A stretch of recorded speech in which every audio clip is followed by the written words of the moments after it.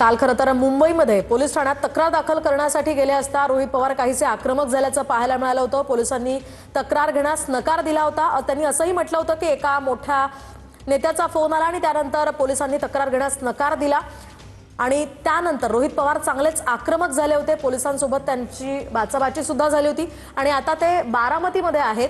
बारामतीच्या पोलीस ठाण्यामध्ये रोहित पवार, युगेंद्र पवार पोलिसांशी या ठिकाणी चर्चा करताना पाहायला मिळत आहे।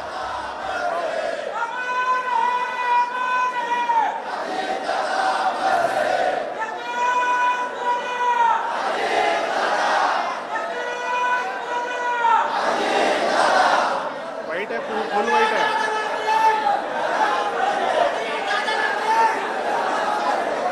फुल वाइट है, फुल वाइट है।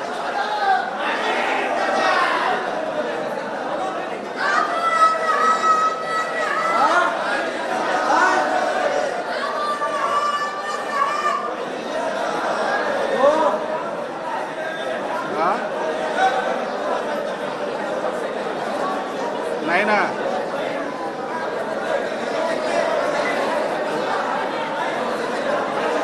तिकडे आमची आहे।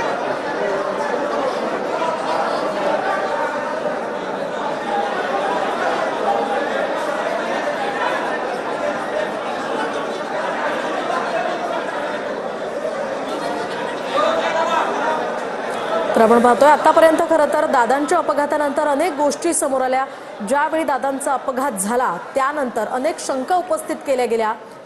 तर त्यानंतर ब्लॅक बॉक्स संदर्भात सुद्धा याआधी माहिती मिळाली होती की तो ब्लॅक बॉक्स काही प्रमाणात जळालाय। मात्र आता सूत्रांकडून मिळालेल्या माहितीनुसार ब्लॅक बॉक्स सुरक्षित असल्याची माहिती समोर येते।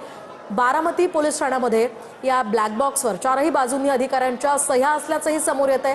त्यामुळे या तपासात आता अधिक स्पष्टता येईल का हेही पाहणं तितकंच महत्त्वाचं असणार आहे। रोहित पवार या संदर्भात अधिवेशनात चर्चा करणार असल्याची वारंवार मागणी करतायत। दरम्यान दुसरीकडे अधिवेशनात जर या संदर्भात चर्चा होत नसेल तर आपण समजून जायला हवं असं सूचक विधान रोहित पवारांचे वडील राजेंद्र पवार यांनी केलेलं आहे। आणि आता रोहित पवार पोलिसांशी या संदर्भात चर्चा करताना पाहायला मिळतात। याआधी सुद्धा वारंवार रोहित पवारांनी पत्रकार परिषद घेत अगदी सविस्तर पद्धतीनं या अपघातासंदर्भात काही महत्त्वाचे पुरावे आणि महत्त्वाच्या गोष्टी सगळ्यांसमोर आणल्या होत्या आणि त्यानंतर ही चौकशी हा तपास व्हावा अशी मागणी त्यांनी लावून धरली आहे आणि आपण लढत राहणार असं रोहित पवार वारंवार सांगताना पाहायला मिळतात। काल ते मुंबईमध्ये पोलीस ठाण्यात या संदर्भात तक्रार दाखल करण्यासाठी गेले होते आणि आज रोहित पवार बारामती पोलीस ठाण्यामध्ये आहे। दुसरीकडे हा मोठा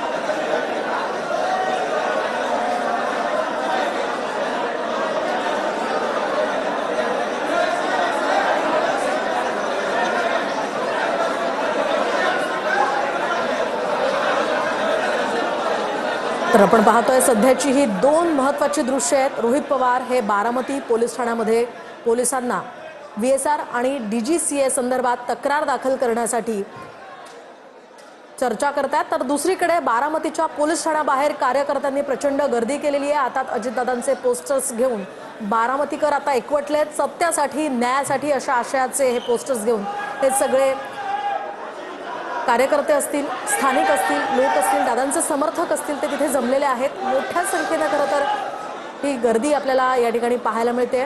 जोरदार घोषणाबाजी तिथे सुरू आहे।